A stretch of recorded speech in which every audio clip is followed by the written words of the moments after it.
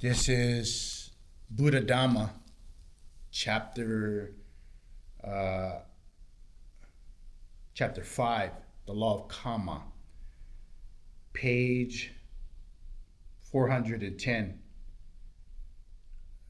C. Special points on wholesome and unwholesomeness, kusala and akusala. In this term, you're talking about wholesome and unwholesome qualities of the mind due to states of causes and effects, the law of kamma. Kamma, K-A-M-M-A, not karma, but kamma. The wholesome and unwholesome can be interconnected. Some people are endowed with faith, practice generosity, keep moral precepts, or possess aspects of wisdom, all of which are wholesome qualities or activities. Yet they become conceited or arrogant. As the consequence of this virtuous behavior, conceit and arrogance are unwholesome qualities. This is an example of the wholesome acting as the condition for the unwholesome. Some people develop a concentration and attain the jhanas, or one of the four higher states of attainment, yet become captivated by these refined states. Some people develop loving kindness and goodwill, yet when they encounter an attractive sense object, their love faculties that arise of lust, which may then be followed by other unwholesome qualities like prejudice. These are more examples of the wholesome acting as the condition for the unwholesome. Faith, however, is a wholesome quality, uplifting and focusing the mind. But if one relates to faith unskillfully, it may lead to ditthi, wrong view, and conceit. One is convinced that one's own views are correct, while others' views are false, which may be a cause for quarreling, disputing, and abuse. This too is an example of the wholesome acting as the condition for the unwholesome. Some people long to be born in heaven and thus determined to act virtuously. Some yearn for peace and thus practice concentration until they reach the concentrative attainment. Some children wish to be admired by adults and thus try to behave in a well-disciplined way. Some students desire good grades and thus strive to study and seek knowledge. Some people feel the burning influence of anger, which leads them to clearly understand the harmful effects of anger. Some people become offended by an adversary, yet this experience leads them to feel compassion for others. Others may feel anxious and depressed. As the result, they gain faith in Dhamma.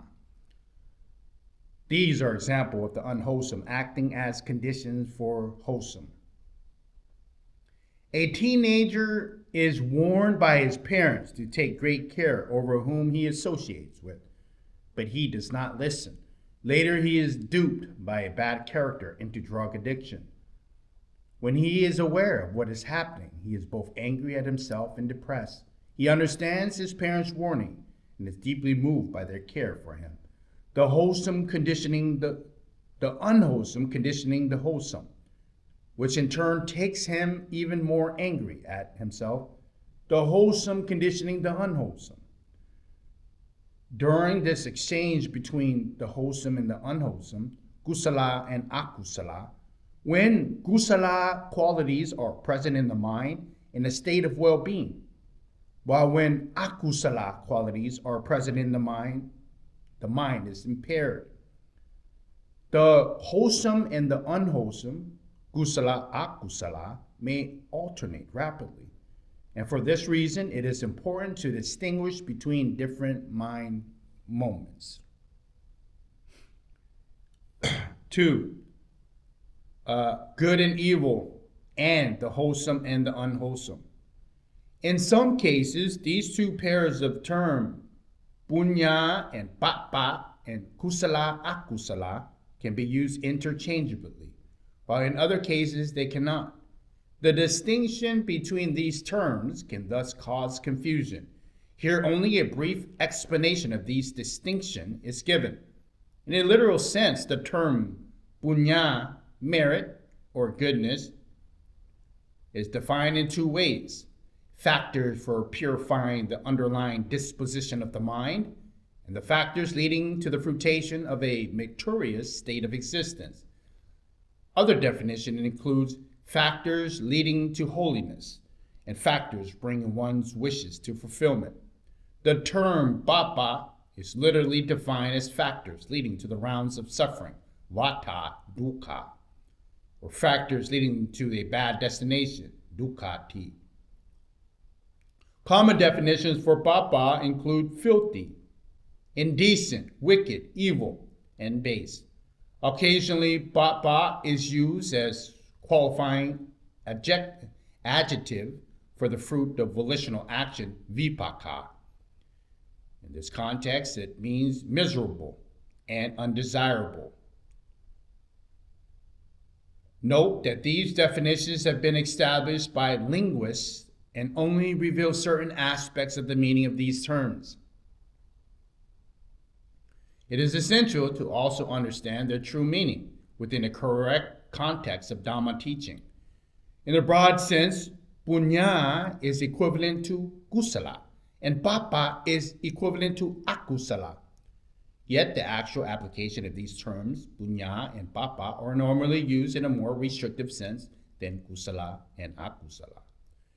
Generally speaking, papa is used as an equivalent for akusala more often than punya is used for the equivalent for kusala.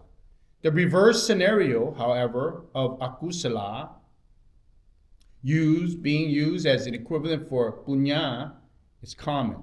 An important instance for papa being used as equivalent for akusala in the first and the second factors in the teaching of the four right efforts, sammapatthana, in which these two terms are used in conjunction. One strives to protect against unarisen, evil, unwholesome qualities, papa akusala. One strives to abandon those evil, unwholesome qualities that already arisen. In the third and fourth factors, however, punya is not used together with kusala. Here only kusala is mentioned. One strives to cultivate those wholesome qualities that yet not arisen, and one strives to preserve those arisen wholesome factors and bring them to perfection. In brief, the definition of punya and kusala are not identical. If one divides kusala into two levels as mundane wholesomeness, lokiya kusala, and transcendent wholesomeness, lokuttara kusala, the term punya applies to the former. In the case that punya refers to transcendent wholesomeness, a modifier is added. For example, lokuttara punya. This term, however, is uncommon. It is only found in one passage of the commentaries from the Tipitaka, along with the corresponding passages in the sub-commentaries. In the Tipitaka of the Pali Canon, Gautama Buddha reflectively mentions the term opatika punya, merit-yielding fruit, as the five skanda, which is the form of mundane goodness. It implies the terms anopatnika punya, or nirupupati punya, transcendent goodness, should always appear as pairs, but these terms do not appear anywhere in the scriptures. Instead, in the Sutra of the Tipitaka of the Pali Canon, one finds the term nirupati kusala, transcendent wholesomeness, paired with opanika punya, mundane goodness, by way of body, by way of speech, and by way of mind, cultivating transcendent, boundless wholesomeness. Having cultivated mundane goodness through through generosity, developing the gift of Dhamma, encouraging others to establish the true Dhamma in a sublime life. Generally speaking, Gautama Buddha used the term punya in the sense of mundane goodness. Although the term opadika is not added, it is implied the meaning is thus equivalent to the mundane wholesomeness, lokya kusala. Punya is thus only one part of kusala, which also encompasses the transcendent. Only very few commentarial passages fully equate punya and akusala. The commentaries explain the various nuances of the term punya. The Paramatthadipani, the commentaries in the Itivuttaka Sutra, for instance, provides 5 definitions for these terms. Number 1, the fruit derived from wholesome actions, for example, in the passage, due to the undertaking various wholesome things, merit increases. Number 2, virtuous behavior in the sense of sphere, kamma vachara, and the fine material sphere, rupa vachara. Example, one is subject to avijja if one proliferates over meritorious activities. Punya api sankhara. And number 3, distinctively happy destinations of birth. Example, vijnana, consciousness arising at a state of goodness. And number 4, wholesome intentions. For example, the term punya akiriya vatu are the basis of meritorious actions. This is equivalent to the wholesome action kusala kamma. And number 5, wholesome actions in the 3 planes of existence. Example, bhikkhus do not fear goodness. This is equivalent to mundane wholesomeness. The 5th definition is the principal one, corresponding to the explanation in the Mahanidesana.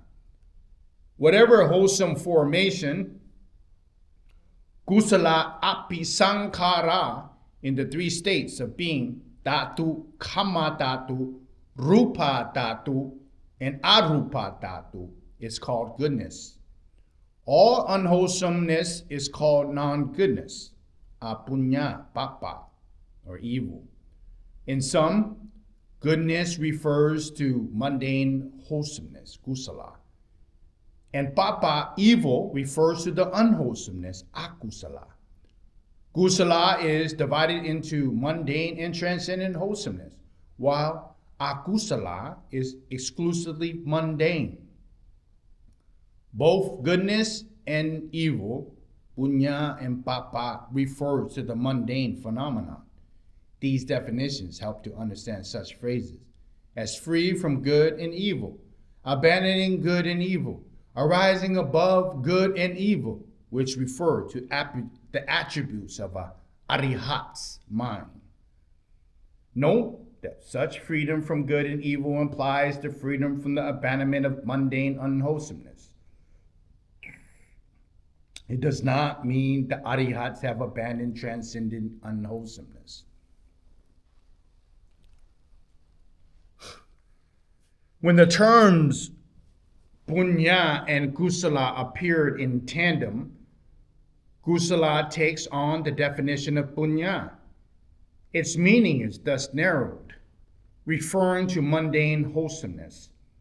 An important attribute of mundane goodness or a mundane wholesomeness is that a person is still concerned with material or sensual results. The focus here is not deliverance of the mind or on the complete removal of mental defilement. Here are 2 examples of the Tipitaka, the Pali Canon, and how these 2 terms are applied.